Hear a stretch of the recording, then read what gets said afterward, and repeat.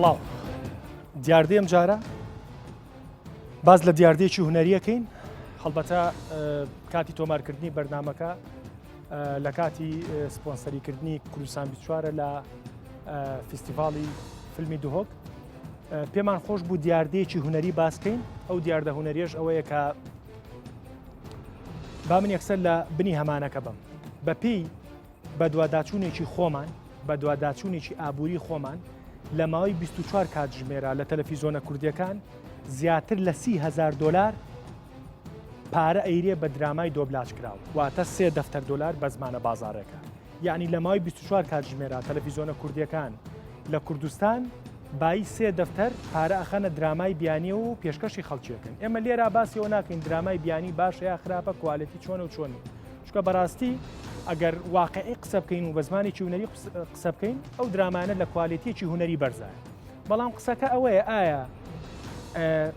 تەندروستە لە سا 99 درامای بیانی لەسەر شاشەکان بێت تەنها لە سا 1 درامای کوردی لەسەر شاشەکان نەبێت لێرا چینە دوو ڕێگەوە ڕێگەیەکیان ئەوەیە ئایا کورد نازانێت دراما دروستکە کە نازانین هیوادارم لەم گفتوگوێم بەرنامەیە بگەینەوە ئەنجامی ئایا کورد دەزانێت دراما دروستکە یا نازانێت دروستکە و ئەگەر ئەزانێت دروستیکە بۆچی دروستی ناکە ڕەنگە هەندێک لە هونەرمەندەکان بڵێن پارە نییە بەڵام دراما هەیە لە کوردستانە سەر و 1 ملیۆن دلاری تێچووە لە زۆنێکی دیاریکرا و بینەری تێنەپەڕانەوە هیوادارم شتێ بکەین با بەر لەوەی دەست پێ بکەین و میوانی عزیزەکان بناسێنم پاکێجێکمان ئامادە کردو با بینەبی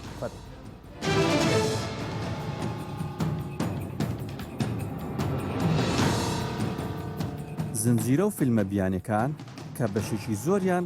تورکی و هیندی و ئێرانین لە ماوەی ئەم چەند ساڵی دواییدا لە کوردستان بە خێرایی و لە ڕێگەی کەناڵە تەلەڤیزیۆنی لۆکاڵی و ئاسمانەکانەوە بە ناو ماڵەکاندا بڵاو بوونەوە.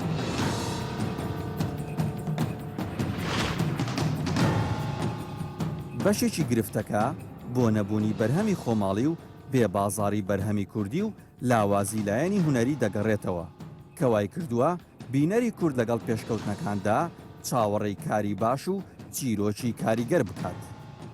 لای هەمووان ئاشکرایە پەخشکردنی ئەو درامە و فیلمە بیانیانە کاریگەری ئەرێنی و نەرێنی لەسەر تاک و کۆی کۆمەلگا دەبێت بەڵام ئەوەی لێرەدا جێگەی پرسیارە کامیان کاریگەریان زیاترە. لە ڕێگەی ئەو زنجیر و فیلمە دۆبلاژکراوە بیانیانەوە کە ڕۆژانە پەخش دەکرێن ڕۆژ بە ڕۆژ هێرشی کولتوری و هەندێک جار مەبەستی سیاسی و زەقکردنەوەی نەریتی خۆیان بە کۆمەلگای کوردی بڵاو دەکەنەوە. بۆ ئێمەی کورد کە بەشێکی گەورەی بوونینەتەوەیمان بە کولتور و نەریتەکەمانەوە بەندە لەم ڕێگایەوە خۆمان پاراستووە پێویستە لایەنی کەم ئێمە لە ڕێگەی فیلم و درامای خۆماڵی خزمەتی نەریت و بەرزکردنەوەی هۆشیاری کۆمەڵایەتی بکەین و کولتور گەشە پێ بدەین.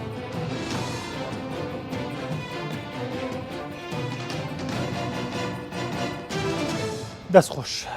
هەڵبەتە زۆر خۆشحاڵم کە لە برویە میوانانی ئەمڕۆ ئامادەن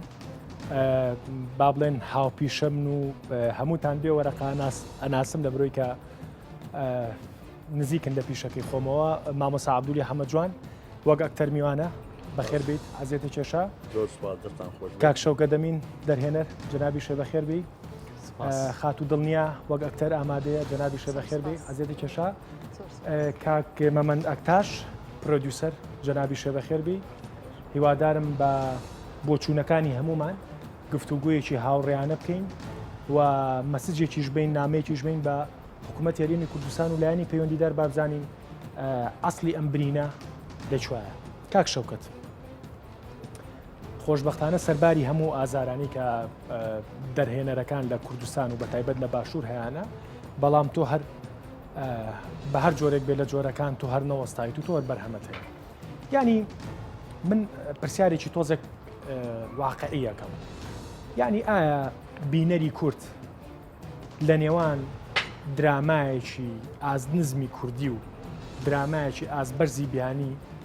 یعنی ئەبێ وا بیرکاتەوە لە بەرۆی ئەم بە کووردە و بە کوردی قساکە بێ سەیری دراما ئازنزمەکە بکە بەڵام سەیری دراما ئازبەرزە با بڵین تورکیەکە نەکات ڕاستی چی بێژم ینی ئەف بابەتە gelek tiştê dîb xwe vedgirin yanî مسألة نبتني درامايا يعني مسألة بحث ضرورات كلتوريا كردستان يعني باش آیا تا چند کلتور و هنر وکی ضرورت که تسح کرنه وکی کاره که کتو چوا و فرهنگی و کلتور پارزی تسح کرنه یعنی دراما و فیلم و شانو همه چند بن و سیبره و کلتوری و هنره که چوا ده این پاراستن یعنی تنه مثلا اولینه دراما بله نوکه یعنی چیم بیجم آریشه که گلگ مازن ناف تلویزیون ادمه دراما بیانیه بس هر واسا امچین بحثا فیلم و سینما شانو همی وان بابت آجی پیوه گریدی تشتی که های از چیم سر درامای بیجم از باور کم که کار بوی چنده نه هاتا کرنه که دراما بین چه کرنه یعنی او باکراوندا او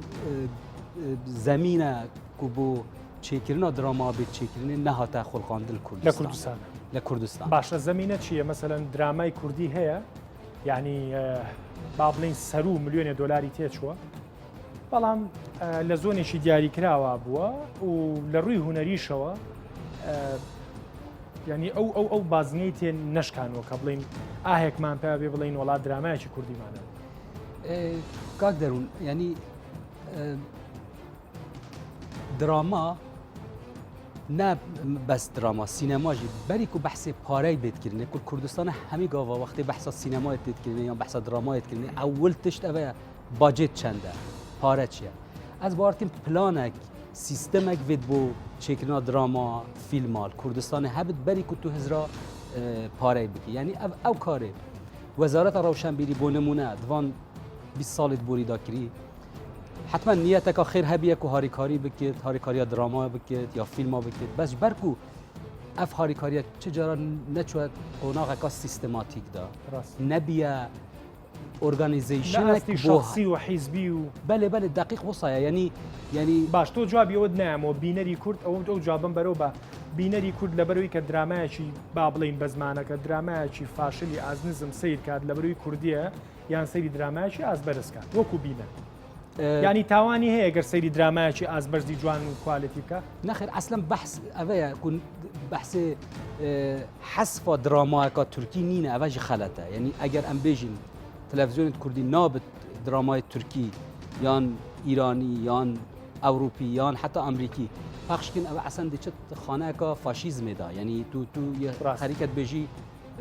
عكسي او روته هنريه كهنرمند بيدي لك بس تشتكي هاي الفيديو يعني بالانسك بيت چیکر ناف بینا دراما سینما همی کار هنری دا یت ناف خول گرد دربه یعنی نسبه که پتر وید بیت دانه بو کار ناف خویی از وید بیت شن بیش دست خوش مامۆسا دووبارە بەخێر بی لە سیرکردنی فیلمێکیش بووی هەڵبەتە وەکوتم کاتی تۆمارکردنیان بەرنامەیە لە سەروبەندی فستیڤاڵی فیلمی دۆکە بە ڕاشکاوی جوابم بەرەوە باشە دڵە پڕە کورد دەزانێت دراما بکە من یەک شەڵێم بەداخەوانێ ئێمە هەوڵین کورد هەوڵەیە هونەرمەندی کورد هەوڵێ لەسەر گیانی خۆی لەسەر ڕۆی خۆی بتوانێت کار دراما بکە فیلم بکە شانۆ بکە ئەمە بەڕاستی محاولاتە هەوڵە ئەوڵ توی سەرجەناب لەگەڵ کارشۆکەت با چەندێک سانگە درامای تورکی و هندی و فارسی و ئەمریکی گەشت لە ئاستێکی بەرزایە ئەوانی لەو ئاستەی ئێمە بوون کاتی خۆی دەستیان پێکردەوە بەڵام هەمیشە بە بەردەوامی کاریان کردووە بڵێ کاکە بە بەردەوامی منی باشە مامۆستا عەبدول دوا کارێ کەی بوو یعنی بینی دوو کارتم پێ بڵێ بڵین دوا کارێ کەی بوو یعنی کە نواندنێ کرد نەک پەخش بەڵێ من هەر نواندنم کردم نەکتەرم ئەزانم ینی من 2011 پار 2000 چوون بۆ فیلمێکی ئێرانی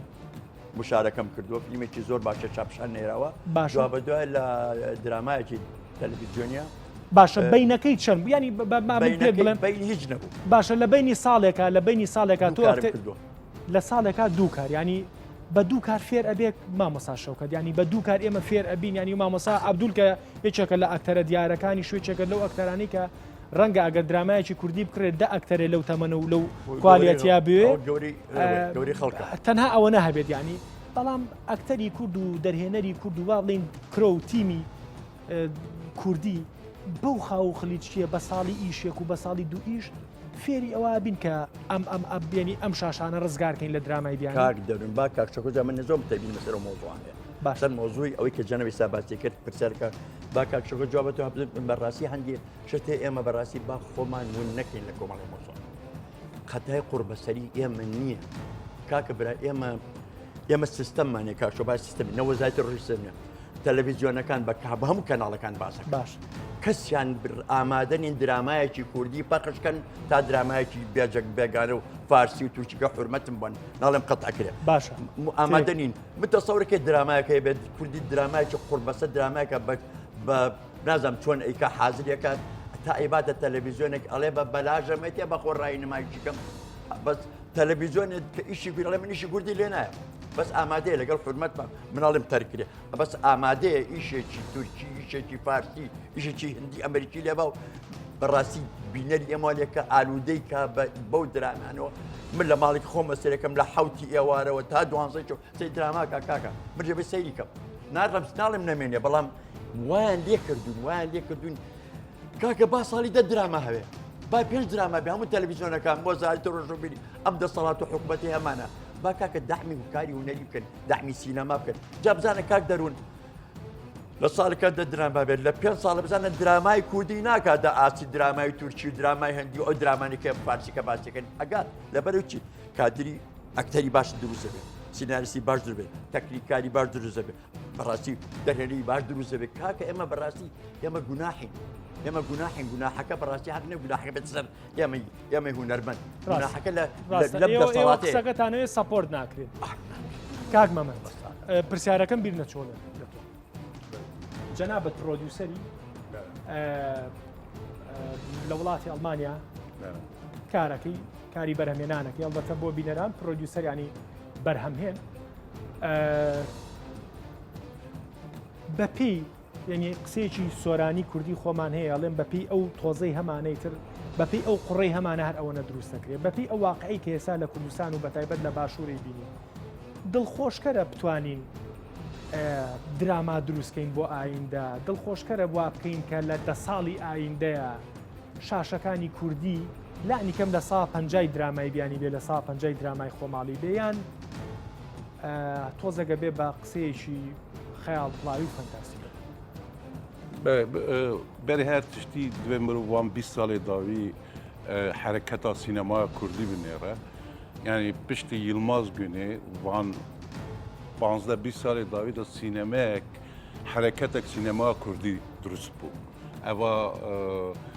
باشوور بوو دیاسپۆرە بوو باکوور بوو ڕۆژهەڵات بوو یعنی دنیا ئیدی قبول دکە سینەمای کوردی هەیە سینەما کوردی هەیە بەس پیشەسازیە سینەمایەک لە کوردستان نیە ئەو دوو تشتێک گەلێک جودانە یعنی ئەس پرۆدوسەری شەوکەت بووم فیلما بیرەوەری لەسەر بکەور باشترین فیلمە دنیا عەرەبی هاتە هەڵبژاردن و باشترین فیلم فستیڤاڵە ئانتالیا هاتە هەڵبژاردن یعنی ئەوە تەنێ مینەکە گەلێک مهمە کاتێ ئەم فیلمێکی دروست بکەن ئەو فیلمە دوو وڵاتی جینار ببە باشترین فیلم دەمێک ئەم دکارن درامایەکە باشترین دراماژی دروست بکەن چونکە سینەما کەسێ سینەما هونەری باش پرۆدیوسەرێک تۆ پرۆدیوسەرێک بۆ نمونە سیناریۆیەکی درامایەکی تورکی هەر درامایەکی تورکی کە ئێستا لە کەناڵەکانی کوردستان ئیشەکە هەمان سیناریۆگە لای تۆ بێ بەقەر ئەو ئەکتەرانە بەقەر ئەو دەرهێنەرە بەقەر ئەو درامایی کە تۆ ئەیبینی پێت وایە لە باشوور ئەکتەر و دەرهێنەر بەقەر درامایەکی وا هەیە والله تام ما بس برسيت حالينا بس سیناریۆی درامایەکی تورکی بێنە بەرەن دەستۆک و پرۆدیوسەرێک تۆ پێت وایە لە باشوور ئەتوانن هەمان سیناریۆ بلي بنجاوب بسك نجاوبه تابتم من روبالك سبي دست حالي دبي من هري برسا هري زيدا مثلا از فيدر اللي عاجز دبن اما چون ستارکی ترکی بینن چون ستارکی عرب بینن چون ستارکی ایرانی بینن ما اگر اما بازاری هبه دکارن 2 سالاندا 107 سوپر ستاری کردی درست بکن یعنی اوا بيقين وقساخي بله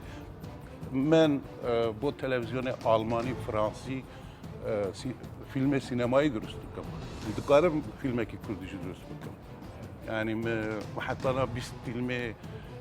چی ئەوێ پێویستی بە چیە نیو دەوڵەتی ئەو قسێ و زۆر ئەوە هەموو مەسەلە پیشەسازی و بازارە چۆن ئەو پیشەسازی و بازارە دروستە بێت آخر بازارە دراما چییە تا پرسیار دکەم چییە مەسە بازارە دراما تەلەڤیزیۆنە شەبەکانە یانجی نەها تەزە شەبەکی وەک نەتفلکس دەرکەتنە توزانی کامپانیا مدا کەچەکە دهۆکی هەبوو سۆلین یوسف وێ ڕۆژێ من قانالێکی کوردی باوەرتم ڕووداو نوچەک سەروێگری سۆلین یوسف ئەو بوو خۆ ئەو خوان بوو مۆدە دیزاین خوان بوو خاتە جەمە گۆ ئەس خازم بم فیلم چێکە گۆ سەرچاوە وەرێ ئەوەک بکە چ دەبێژی ستاژێک بکە سۆلین 3 ساڵ جەمە کار کرد پشتە ئەکادەمیا سینەما خواند پارەلەل لە ئەڵمانیا نەها سۆلین یوسف مەزنترین شەبەکە دنیایە سەریال دروست کرد نەتفلکس وان ڕۆژایی وەرەخانی هەشتێ وڵاتی دنیا یعنی کەچێکە کووردە 27 ساڵی ئێستا بۆ 27 وڵاتە دکارە ئەوەکی چێکە درامای بە کۆکراوی منەمێ حکوومەت ینی منەمێم قسەی تۆ ئێستا جواب بمێرەوە بەڵام بە کۆکراوی پێم بڵێ ینی ئەو خاڵانە چیە بۆ دەستپێکردن بۆ پلانی کە تۆ باسیەکەی بە جوڵان مێرەوە بە لەگەڵ دنیاخانە بێتر لەسەر قسەی مەمەد بکەم ئەوە قسەیەکی لەوانەیە زۆر کەس بەدڵیان نەبێ ئەو قسەیە باش لە کوردستان بەپێی ئەوەی کە بەشێک بووە کوردستانی باشوور دەڵێن کوردستانی عێراق باشووری بەپێی ئەوەی کە لەگەڵ فەرهەنگی عەرەبی نێزیک بووە و تەعسیری مسلسلاتی عەرەبی زیاتر لە سەریان بووە بۆیە نەیانتوانیوە لە بازنەی من دیسان دەڵێم هیوادارم زۆر کەس لە من عاجز نابێت لە بازنەی شانۆ و بەستنی دراما بە شانۆوە دەرباز نەبووە بۆیە لە کوردستان کەسانێک کە دراما دەکەن زۆربەی هەرە زۆریان شانۆکارە لە حالێکدا تۆ سێر بکە لە دنیا وانە مەسەر لە هۆلیوود یان لە ئەوروپایان حتا لە وڵاتی جیرانمان لە ئێران دەرهێنەری سینەمایی دراما دەکە ئەوە فەرقە ئەوە جیاوازیەکی زۆر ئەو شتێک کە مەبەستێتی ئەوە یعنی ئەوەی کە سینەمایەکی پێشکەوتو بتوانێت بکە دراما بۆی زۆر ئاسانترە بەڵام نەکراوە زەمینە نەبوو هەمان بۆ چوونی کاک مەمەندە هەیە تۆش وەکو شەوکە دەمی پێ دوایە گەر زەمینە سازی هەبێ لە ماوەی 2 ساڵە ئێمە بتوانین ئەم قەیرانە 100% لەگەڵی مشکلێک گەورە تەنەیش دەست تەمام بکەم خۆ تەلەڤیزیۆنی کوردی سیاسەتی وان نییە کۆنسەپتی وان نییە کۆنسەپتەکەی تەلەڤیزیۆنی کوردیەوەیە کە درامای بیانی هەبێ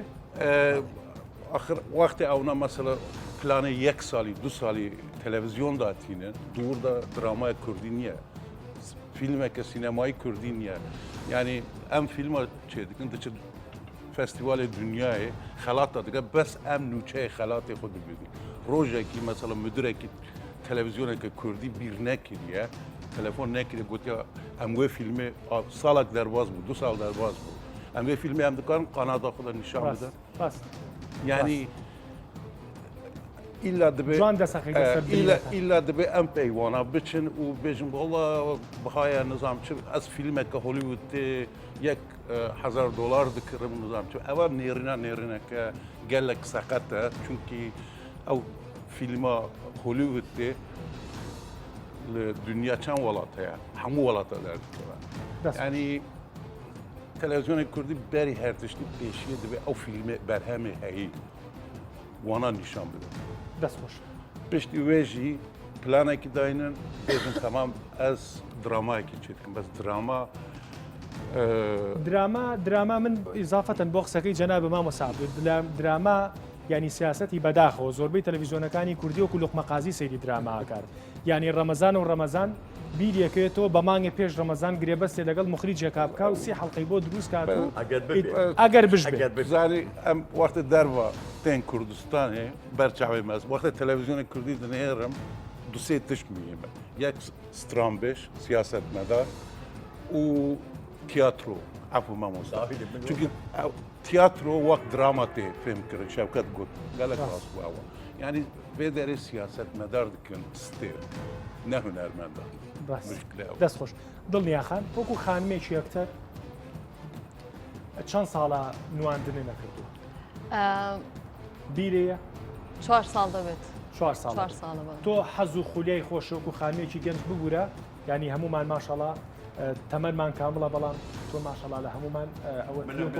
پیرتر تەمەەن درێژ دەردی کوور دەڵێ دڵ شەرتەوێت قوربانە بوو تۆ خانمێکی گەنجیت بەشداری بەردامەیەکی وات کردووە بە ڕێزان هەمویان تەجروبە و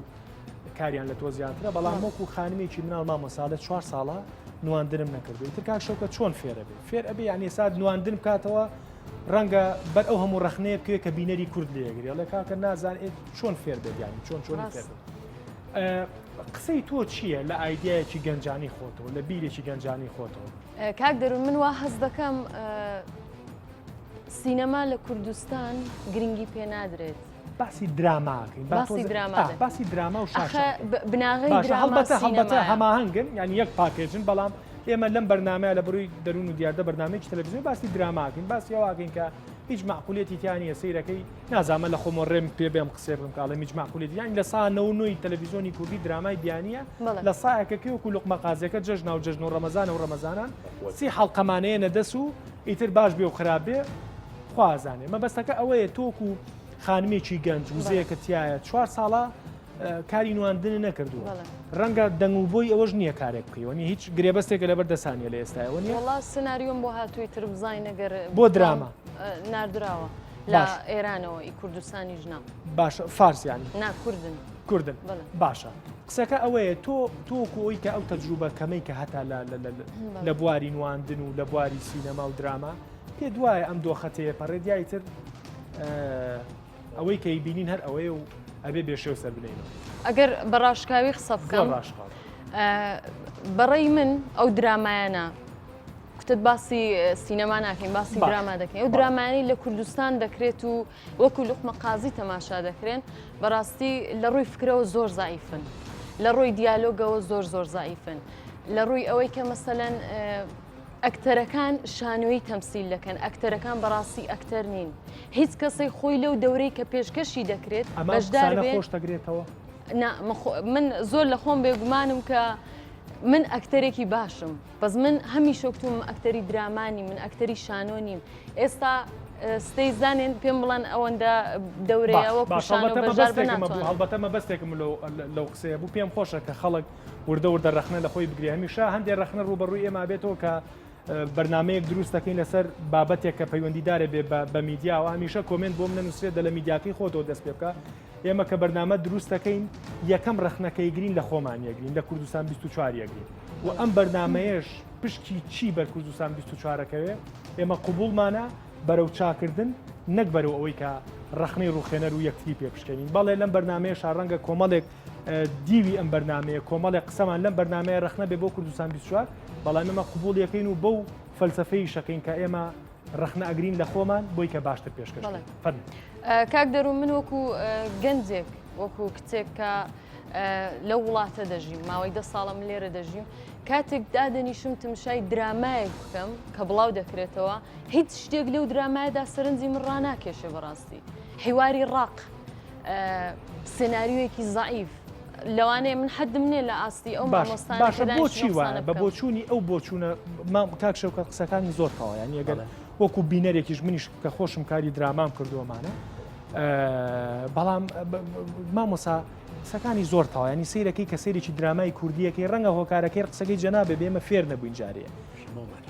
باشە ینی سیرەکەی کاک شەوکەتی شتێکی ڕاو ناکێشێ یعنی نە سیناریۆکی ڕاتەکێشێ نە نواندن ڕاتەکێشێ نە مۆسیقایەکی جوان ڕاتەکێشێ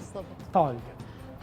هیچ شتێک لەو درامایدا سەرنجڕاکێژ هۆکارەکە ئەوەیە کە هەمومان ئالوودەی درامای بیانی بووین نەخێر هۆکار ئەوە نیە ڕەنگە ئێمە ئەگەر پرۆڤەی زیاتر بکەین پارەیەکی باش تەرخان بکرێ پشگیری ئەو هونەرمەندانە بکرێت کە ئیش دەکەن ئێمە بتوانین درامای زۆر باش بەرهەمبێنین بەڵام حکوومەت پشتی تێکردوین بەچی ئیش بکەین من دەڕۆم بۆ لای سپۆنسەر دەڵم ئیشێکمەیە 2000 دلاری تێدەچێ وڵا 2000 دلار کەمە من دەمەوێت فیلمێک دروستکەم بینێرم بۆ دەرەوە باشە ئەگەر حکوومەت پشگیری نەکردی یەک دەقە کاگمە من بۆ بودجەی کە ئێمە بودجەیەکی ینی تقریبی مانۆک و دەروتیمی بەرنامەکە دەروون و دیاردە خستە بەرچاوکە لە 24 کاتژمێرە نزیکی 30,000 دلار کە کاتە 3 دەفتەر بە زمانە بازارڕێکە تەلەڤیزۆنی کوردی ئەیا بە درامایی بیانی ئەگەر زەرب و تەقسیمێکی دەقەکانمان کردووە من خۆم ئەزانم چەندی تێچێ یعنی سێ دەفتەرێک لە 24 کاتژمێرە هەموو ڕۆژێ پێ دوایە بەو بودجەیە بە کورتی جوابێکم بەرەوە بەو بودجێ ئێمە ئەتوانین ئەگەر ئەم سێ دەفتەرە عقلێکی ئیداری و عقلێکی منطقی و عقلێکی هوەری کۆکراوەی بە ئەزمون بیخەیتە دەسێەوە ئەتوانێت درامای پێ دروستکە تۆزێک پرسیارێکی بەس مەسەلە سینەما دراما گەلک مەسلێکی کارێکی هەری کۆمپلکسی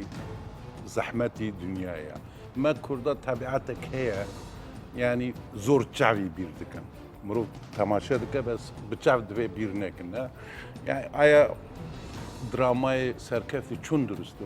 پێشی دەبێ مرۆڤ ئەو شتا بنێڕە ینی کێ دروست دکە ئایا دراما دروستکردن ئیشێ دایرکترێکی تیاترە یان ئیشێ دایرکترێکی سینەماییە درامایەک بۆ دروستکردنەوەی پرۆدوسەرێک لازمە یان سترامبێژێک لازمە ینی ئەو کار تشتێ ئەز دنیا کوردیدا دەبین زۆر تەبلهەو دەبێت ینی ڕۆژێکی تو دەبینی یەک هونەرمەندێک کامەرەمانە ڕۆژی دیەم دخوازە ببە سەناریست ڕۆژی سێیەم دخوازە ببە دەرهەنەر ینی مشکلێک مەزن دەرەوە من ئەف تشتادی تشتێک وێ مەزنترن ینی پیشێسازی دروست نەبێ نه ئەر خانمە قسەی گەلێک ڕاست کرد ینی سینەما بنگەهێ درامایە ینی ئەگەر تو ستافێکی باش سینەمایی هەبە سیاسەتێکی ڕاستی سینەما هەبە درامایش دەردکەوە بەری ینی مەسەڵ کوردستانە باشوور چەند قەنالی تەلەڤیزیۆنانە ئەز نزانم وەڵاهی ئەوەی کە تۆزێک فەرمی بێ و بەس با بڵین ئاسمانی سەر و سی کەناڵ هەیە ئەو ئەگەر لۆکاڵەکانی حساب بکەین ینی لۆکاڵەکان نزیکی سەد قەنات من ئەڵمانیا دژیم من سێ چار قەناڵێ دەولەتیانە یعنی حکوومەتێنە ئەڵمانیا وڵاتێکی فەدەراڵە هەر ئەو قەناڵانە مەجبورن bi zimanê Almanî bi stêrê Alman bi mijarê em rojane ser qise dikin dramaya durust dikin fîlma durust dikin 2 sal 3 sal berê bû wextê Daş şerê beramber Daş hebû ez hatim vê derê min fîlmek bu televizyona qanala yekî ya Almanya durust kir wana tenê ew belku Almanya wê katî gelek qise çêdibûn hindek ew dihatin تروریست اسلامی دهاتن و منطقه دا و هندک کسی هندک انجیوجی دهاتن چیرو که ما 5-6 سال بو پروژه ساکنی بو یکسر تلویزیون گوت گو ام دخازون سر دکتوره که هومانیست دکتوره که اوی چکن فیلم چکن یعنی لوی داره دوی یک کانال یان دو کانال یه حکومته چه دویزن یه خلق بۆ هەموو دەستکات بەم کارە بەێ بەێ ئەوە سیاسەتێکی مۆدەرنی نەتەوی لە باشوور تا ئێسا و ئەقڵە هەیە وەڵە ئەگەر هەبیە ئەستەمە قسە نەدەکرد گانیم ئەوێ سیاسەتی تەلەڤیزیۆنی کوردی زۆر خراپە زۆر خراپە یا سیاسەتی وانی کولتوری نکارە بێژمە ئەو سیاسەتە گەل هەموو قەناڵە نییە نا ئێمە بەسا سینەما و هۆنەر و ئەو تشتانە دکن یعنی کاتێکی من بهیست بوو قەتی ئەس باوەر دەکەم کەک فەلەکەتی کاکایی بوو وەختی یەک کەسی ئەس داوات کردم گۆ ئێمە وەزارەتی ڕەوشەنبیری قەنالێکی کردمە گۆ وەڵا فکرێکی گێلێکی باشە ئێمە کۆمەکی تا ئێستا وەزارەتی ڕۆشنبیرە کەناڵیشی نییە یعنی مەسەلە ئەو فکرە مەسەڵ گەلێکی باش بوو چونکی ئەو قەناڵە دکار بوو درامای کوردی نەکراوەتەوە من ئێترسم هێشتا نەکراوەتەوە لە بەرۆی وەکو بۆڵی یاڕەبی نەکرێت کاکە تام کەناڵە حیزبیانە هەبێت کەناڵی حکومی کەی دەوری هەیە بۆ کۆناڵی حکومیان کردەوە کاتەوەی تەلەڤیزیۆنی هەرێمە بکاکە تەواو نەما بێکواڵێتی هیچ نەما کاکە ماشەڵڵا کەناڵی حیزبەکان هەموو کۆنتڕۆلی مدنیان کردووە تەلەڤیزیۆن سیاسەتیان کردووەی کەلتوریان کردی هەموو شتەکان کەناڵەکان حیزبەکانە وا کەناڵی بەحەلی کووە كنال لي بلا كنالي بلا حكومي كنال حكومي ني لە وڵاتە هەموو کەناڵەکانی کەناڵی هەش بێ مامۆسا پیا و لەوە ئەترسێسا نا- وەزارەتەکان نابێ بەڕاستی وەزارەتەکان کاک شەوکەت لە تۆ جەنابەت زۆر بەریەکەوی خانم تۆش باست کرد دڵنیاخانانی زۆر بەر ئەمانەکەوی یعنی سیرەکەی لەپڕ وەزارەتیش دروستە بێ کاک مەمەندیانی لێرە سیرەکەی کۆمەڵە کەس قۆرخیەکات و بە عقلی ئەم کۆمەڵە خەڵکە ئەڕوا بەڕێ و کۆمەڵێ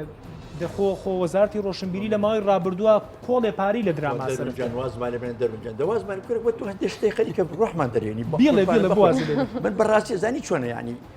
ئێمە بەڕاستیم لەگەڵ حورمەتمان درامای کوردی وجودی هەبووە کاکە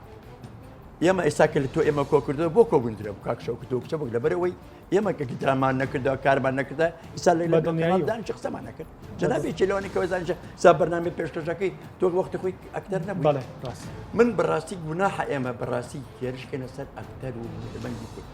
ئەرێ ئەو دراما تورکیانە کاڵێن زۆر کوالیتی بەرزە من کە بەچای سێرەکەم ئەزانی چەند ئاغەڵەتی تایە تۆ ئەزەر ناحی کۆمەڵایەتی بێنە وەرەسەر ڕاکواری وەرسەر چیرۆکان وەرسەر قسەکانی کاکە عقلی کللتوری تۆ ئەشێوێنێت کللتوری خۆی بشانەیە کاکە برا تۆ بەڕاستی کەناڵی هێندی پشتی وا بشانەیە ئەسەن وەڵڵای بیلای مناڵ ئیزافە بۆ قسەکانی جەنابەت ینی مناڵ ناتوانێت سەیریکە. دڵنیاخان ینی نەکرد کللتوری هوەری ینی کللتوری ینی سەیری کێسا کوردستان ژووری میوانی کوردستان ئەمەی بووە بە ئەجوایی تورکی ینی هەتا تاسیری لەسەر قەنەفەکانیشمانە تاسیری لەسەر گۆشە و چاولێکەری. ئەو ئەوشمانەیە بەڕاستی کاک شەوکەت تەواو وازەحاوە تا مامەسا ینی پڕپڕە ئەوە تا خانم بە تەمەنێکی گەنجەوە پڕپڕە کاک مەمەند زۆر ئاسان سەیری کێشەکە لە ئەڵمانەوە سەیریەکە زۆر منتەقی قسەکات بەڕاستی زۆر بە ئاسانی دەسەخاتە سەر برینەکە و جۆرێک لە تاحداش لە قسەکانی هەیەی کاڵێ 2 ساڵی تر ئەگەر نیەت هەبێت بۆ چاکردنی ئەم دۆخە 2 ساڵی تر سەدان ئەستێری کوردی دروست دەکەین باشە بس تشتك خاطرني تزيد بكم حسين حسن هنا اكتر دناسي حسين حسن استا اسبانيا دراما كي جوري امريكي اسباني فنلندي دا اكتينج دكا كذا اكتري دكا يعني حسين حسن اجر او دراما نتفليكس دا اكتينج بكا نقرا بدري او يعني حسين حسن ڕاستە حسين حەسەنە گەل لە کوردستان درامایەکی باشە بێ بۆچ لێ نواندنەکان برا بچە ئەو سەرکەفتنە بۆ سینەما کورد برا بچە بەس ینی پۆتانسیەلی هەیە ینی ئەگەر شەوکەت بەلکی بە سێ فیلمێ خۆوە پێنجی خەڵاتی دنیای بریە ئەن شەوکەت نکارە دایرەکتینکە درامایەکی بکە باشە کاک شەرکە ئەو نییە شەوکەت بەرنامە لە سلەیمانیەوە لە سلەیمانیۆم ڕاهاتوم ینی لە سلەیمانیەوە تۆزێک بمانبورن کاک شەوکەت بۆ دراما دروست ناکەیت ژبەرک و ڕاستی کاک شەوکەت دۆڵی تەوزیع کردووە پارتێک بە کرمانجی قساکەی پارتێک بە سۆرانی و باشترە باش تو زانی چوو پێشنیارێت وەسە نەبینە ینی هەڵباتە من پرسیارێکە ئەس خۆم ڕەنگە وەڵامەکەیم لابێ بەس من ینی بەلوغزەوە پرسیارێکە لێکە بڵم بۆ درامایەک دروست ژبەرک و ئەس درامایێ نابینم شکلێکی شکلێ شانوێ ئەو شکلێک و کوردستانێ ینی هاوڕای لەگەڵ قسەکانی خانمە بەلێ 100% بۆ من درامایەکە بۆ نمونە 15 حەلقە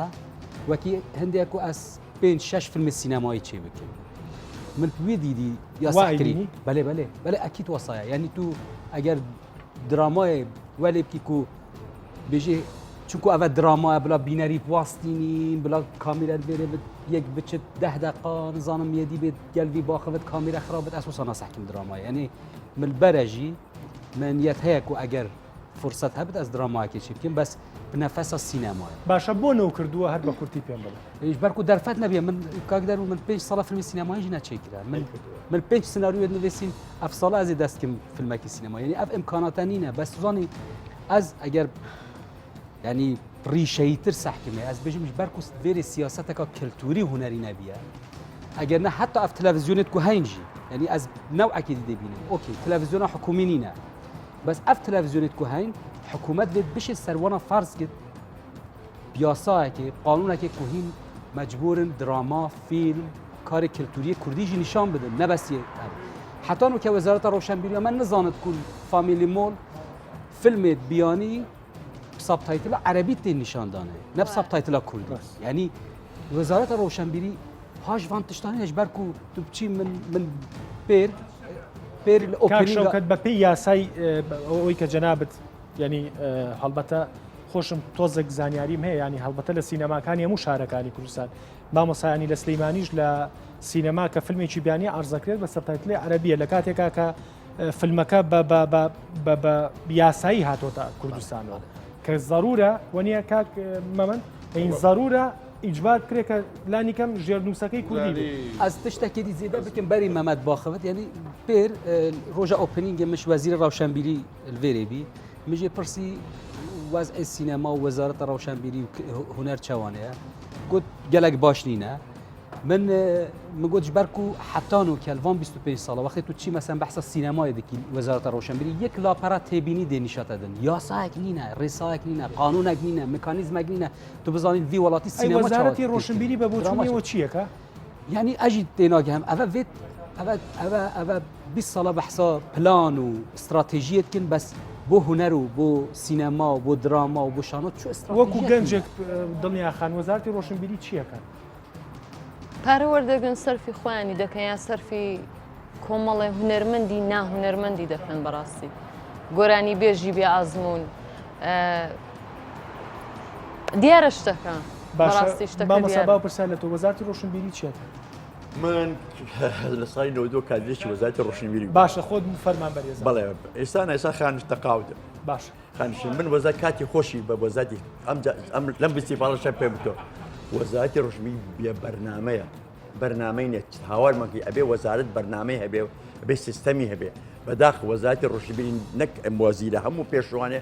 سیستەمی کارکردنیان نییە بە سیستەم ئیژ ناکەن لەبەرەوە نازە ئەگەر بە سیستەم ئیشکەن هەڵبەتەن فستیڤاڵانە هەموو ڕێگەخان کاری هونەری ڕێگەخان کاری ئەدەبی ڕێگەخان کاری نەم بەڵام بەداخەوە بریتوە بڵێ وەزارەت بریتێ لە دەمودام و دەستگایە خەڵک ڕۆژانە چەند دەوامەکەن ئیشی ڕۆتینی خۆیانەکەن دەرەوە هەر ئەمەی چیکە من یەکشتیکە حەزەکەم ئیزافەکەم ئێستا لە من فستیڤاڵە لە فستیڤاڵی دۆکەم من بە شانەزێ و فستیڤالەکە قەدرێکی گەورەیە من لە بۆردی فستیڤالی سلێمانیش بووم سەرۆکی بۆردی فستیڤاڵ بووم ئەم ساڵ وازمان هێنا بۆردەکە بۆردمان نێر باش منێک مشکلەم لەسەر باسم کردو لەگەڵ کەناڵەکان شتێک مشکلە هەیە ئێمە ئەمڕۆ ئێستا ئەمڕۆ ئیشی تۆرچ کوڕێکی کووردە لە ئێرانیشی کردووە فیلمێکی جوانی کردووە سەبتایتڵەکە ئینگلیزیە هەموو ئیشەکە هەموو یەکی دۆکی سلێمانیش هەموو سەبتایتڵەکان ئەڵێ وەڵای ئێمە کە ئەینێرین بەین بۆ نێرن سەبتایتڵ ناخەنە سەڵێ قبوڵمان نییە من خاف فستیڤاڵەکە من خان ئەڵێم سەبتایتڵ نەنێری بە نێکێ بە کوردی فیلمەکەتم ناوێت قبوڵی ناکەم ئێمە شەرمنین فەقیری ڕاستە ئەمە قبوڵەکەین ئەمە قبوڵەکەن کابرا پارشێنێ و سەبتایتڵی خۆش ئینگلیزی خاتە سەر من ئەمڕۆ تا دوو دێڕ بەخێنە دێڕێکم نازانم باشە کاک مەمەند ئەفوو کاک مەمەند یەک هەمان پرسیاریش لە تۆکەم کاک شەوکەت وەکو بزان ینی یەکێک لە فەلسفەی فستیڤاڵ لە جیهانە تۆزێک لامان نابوو فستیڤاڵ ئێمە باسی دراماکەی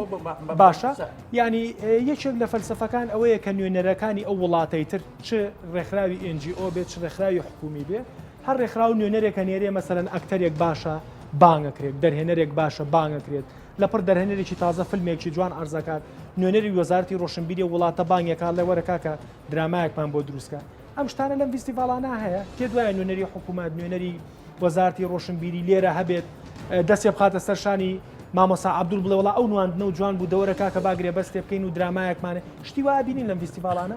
یان هەر فەرشە سوورەکە و ئیتر نمایشەکەی يعني توزاني فستيفال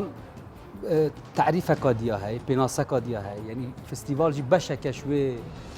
پیشه سازی سینمایی با بازار کردن با بازار کردن فستیوال در فتا چید کرد در فتا چید کرد بین تایبت هنرمند مثلا فستیوال دو که بین هنرمند و سینما کارت کرد و یش در فتا چید کرد کو ام بیجین خلک کش در ول وری بس ام مجلی شر و مجلی کشت سیاسی وانتشتانی نی روی که دی کردستان نشا خلک بی خلک وکی توریست بدوره خلک وکی در هنر و پرودوسر بدوره وره کار بکن یعنی وی فستیوالا دو که چندین در فت چه بینوان سال بوری چندین در هنر و پرودوسر هاتنر دو که فیلم چکنه یت نوکجی سرو که جوری کاما در هنر که باشه پرتغاله پشتی و فستیوال دست فیلمکی سینمایی که تلدوه که یعنی در فتت کو فستیوال شد چیکت اونا بس فستیوال تشتكي برهمينان تشتكي دي امجي جلايد كين كوبوتشي برهمينان فيلم برهمينان دراما وكي فستيفالانينا بارحال کاک شەوکەت لە هەر چوارتان یەک پرسیارێک بەنی بە ئەو لە باشوور دراما هەیەیان نیەک مامۆسا هەیە دراما هەیەیان نییە لێرە هەیە بە زعیفە دراما هەیەیان نییە هەیە زۆر لاوازە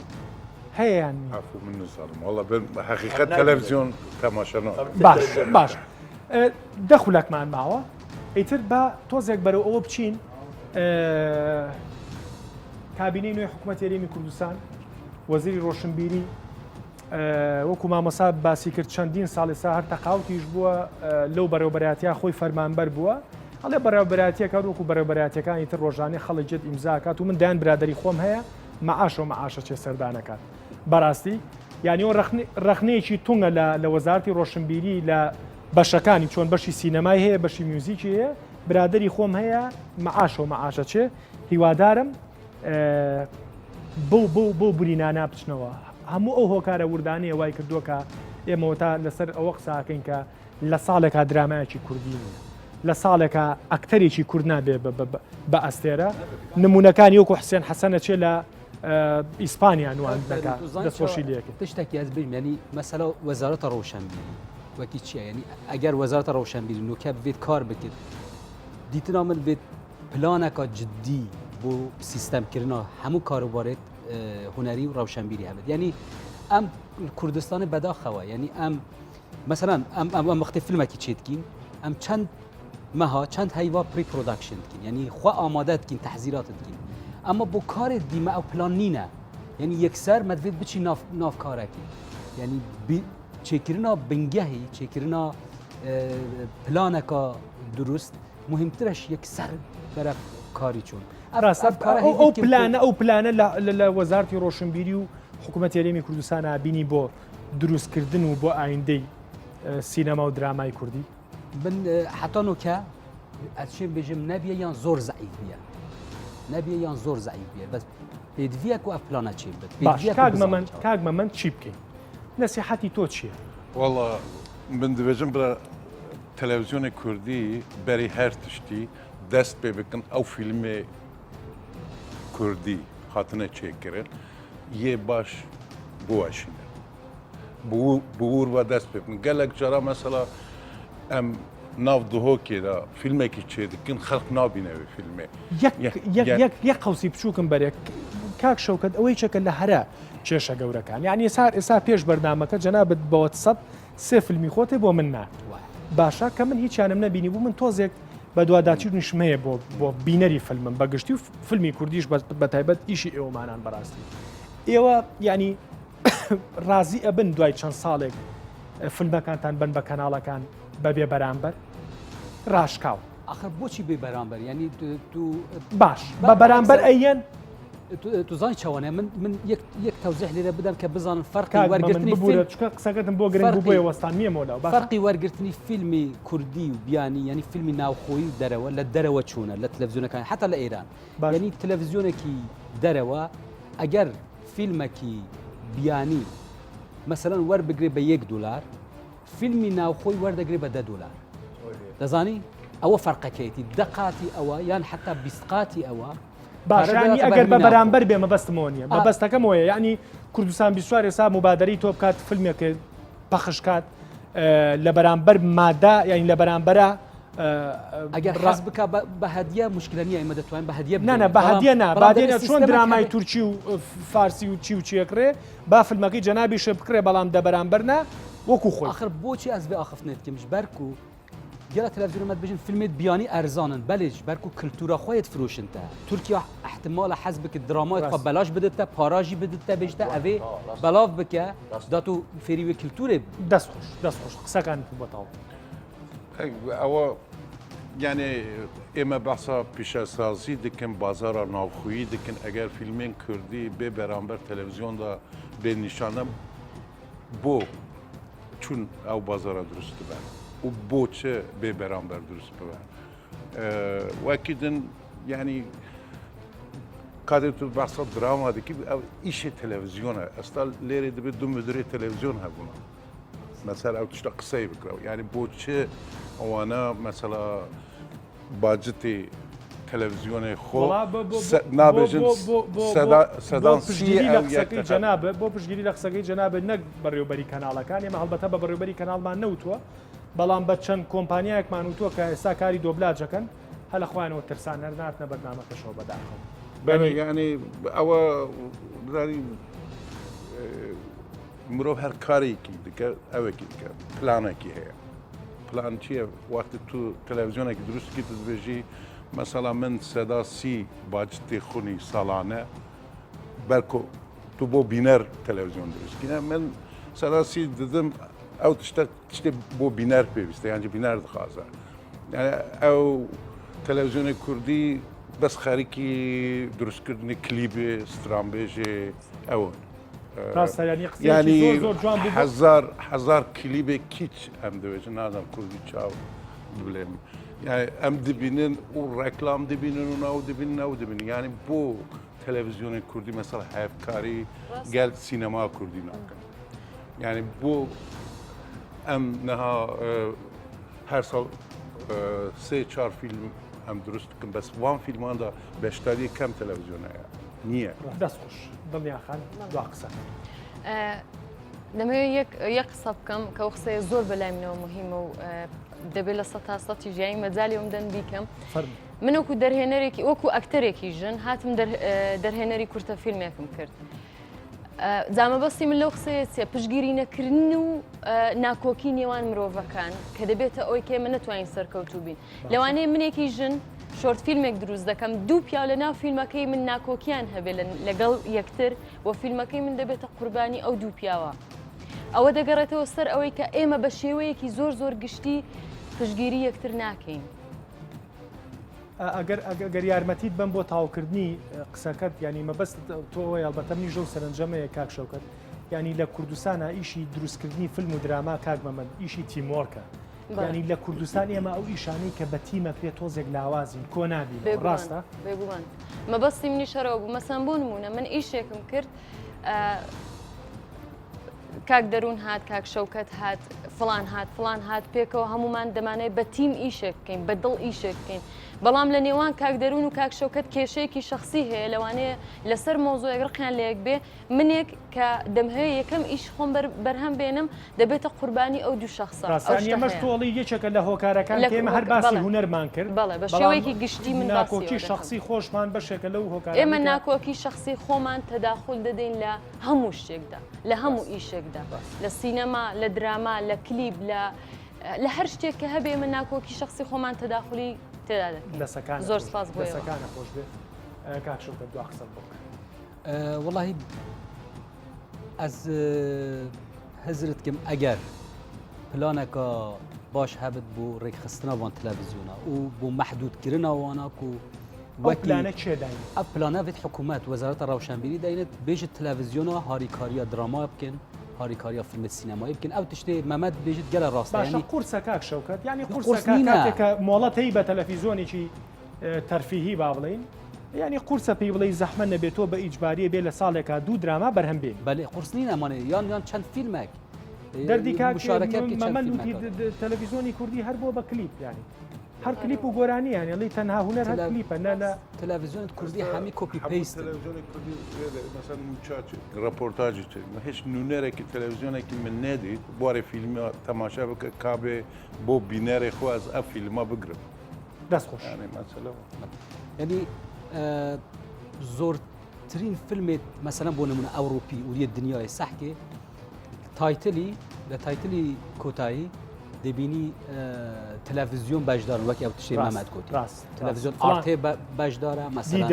DW بەشدارە نظام سینە پلوس بەشدارە یەک ئیرانێ مەسەلەن گەلمە بخوا مەسەلەن تەلەڤیزیۆنە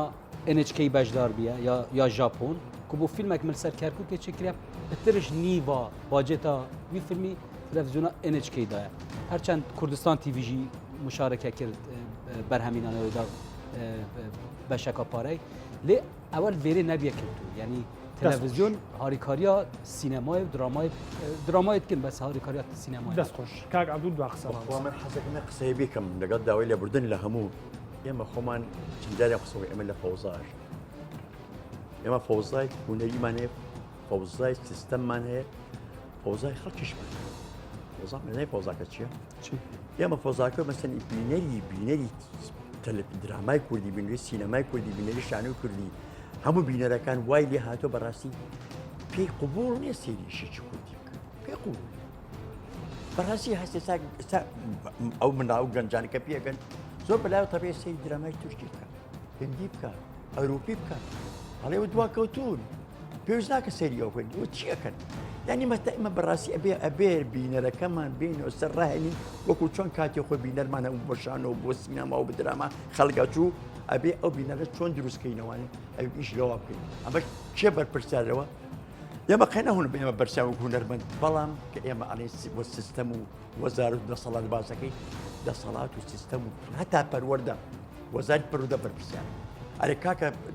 دەروینجان ئێستا چێ نات سرودی کوردی خەڵک نازانێ کاکە جا لە مناڵی سرودی کوردی ئەزانێ خەڵک سرودی کورد خەڵک ڕۆحی نەتەوایەتیان نیە کاکە ڕۆحی نەتەوایەتیان نییە بیر ناکەوت ببێ نەبێ مشکلی نییە مشکلی نییە بەڕاستی ئەمە زۆر خەتەرە بێ ئەبێ بەڕاستی بە سیستەم معالەجی ئەم حاڵەتە بکەین ئێمە ناتەوای بەم گەنجانە لە بەهتا لە خوێندنگا و قوتابخانەکان معالەجە بکەین بەداخەوە دەسەکانە خۆش منیش لە کۆتاییە بە حکوومەتی هەرێمی کوردستان و بە تایبەت کابینەی نۆ ئێڵێم بە وەزیری ڕۆشنبیری ئەڵێم من ئەگەر لە بری ئێوە بم بڕوان پێ بکە بەس بە سیرکردنی ئەم بەرنمەیە یەک دنیا زانیاری بێبەرامبەرتان وەرگرت یەک دنیا زانیاریتان وەرگرت کە ئەیدەن بەو خەڵکانەی کە هەزاران دۆلاری ئێنێ بۆی کە ڕاوێژکاری پێ بکەن بەڵام بە بەلاش و حەلاش لەم بەرنمەیە و ئەم بەڕێزانە کاریەکە و لە ئەزمموی خۆیەوە دەیان و سەدان زانیاری یابەیەوە بە وەزیری ڕۆشنبیرەڵم هەر ئەو پارانەی کە هەندێک لە فەرمانبەرەکانتان بەس بۆ کاتی موچە ئەچن وەریەگرن کۆیکەنەوە بە پلانێکی تونگ و تۆڵ یەک درامای پێ دروستکەن کە ئێمە 5 ساڵی تر 4 ساڵی تر دەیان گەنجیۆک و دڵنیاخان ببینین کە بە ئەستێرەی گەشت لە کوردستانە دەیان ئەستێریۆک و مامۆسا کە خۆشێر ئێستا ئەستێرەیە بەڵام بە ئەستێرەی تر بیبینین کاک شەوکەت ئەمەندە مەشغوڵ بێت سەرخاڵ بێت نەتوانێت لە بەرنمەیەکی ئێمە بەشدار بێت کاک مەمەندیانی هەموو ئەم وزانە وزەی گەورن لە کوردستانە هەن بەڵام یەک کەسێوێ یەک فریادرەسێوێ کە هێزەکان کۆکاتەوە و بیکەین بە ئەمەی کەوتمان بیکەین بە کردار و لە شاشەکانەوە دیار بێ هیوادارم ئەمەی ئێڵم خەیاڵپڵاوی نەبێ بەڵام لە ئایندەی 10 ساڵی ئایندا دۆغ نەبێت یان ئەم باسی کێمە قسەی لەسەرەکەین نەبوو بێتە دیاردە و چارەسەر بوو بێ و دەیان و زەیوەکو مامۆستا عەبدولی حەمەدجوان و نمونونەکانی وەکو ئەحمەد سالار و وەکو مایر حەسەن و وەکو ئەحمەد جۆڵا و دەیان دەرهێنەری وەکو کاک شەوکەت و بەهمەنی قوبادی و فلان و فلان و فلان لە کوردستانە سەرخاڵی کارەکانیان بن و ئەو هیوا و ئاواتی کە هەیەە بەداخەوە بێشێ و سەر نەنێنە و نەیخەنە ژێر بوو هیوادارم شتێکمان کرد بێ کاتیشی خۆش مامۆستا جان قوربان